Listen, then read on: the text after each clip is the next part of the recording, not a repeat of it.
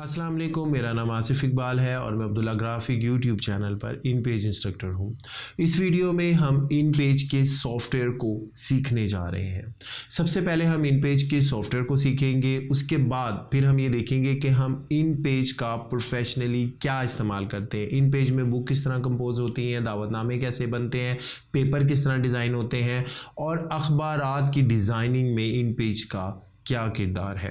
इस एतबार से ये वीडियो ना सिर्फ बिगनर्स के लिए बल्कि उन लोगों के लिए भी है जो पहले से इन पेज में काम कर रहे हैं। हम कौन सा इन पेज अपने कंप्यूटर में इंस्टॉल करें। बिगनर्स लेवल के यूज़र हैं तो आप इन पेज 2009 या इन पेज 2012 या इन पेज XP अपने कंप्यूटर में इंस्टॉल कर सकते हैं। ये तमाम वर्जन तकरीबन एक जैसे हैं। इन पेज 3 थोड़ी सी लेटेस्ट फॉर्म है इन पेज की, लिहाजा जब आप थोड़ा सा काम करना सीख लें फिर आप इन पेज 3 का इस्तेमाल करें।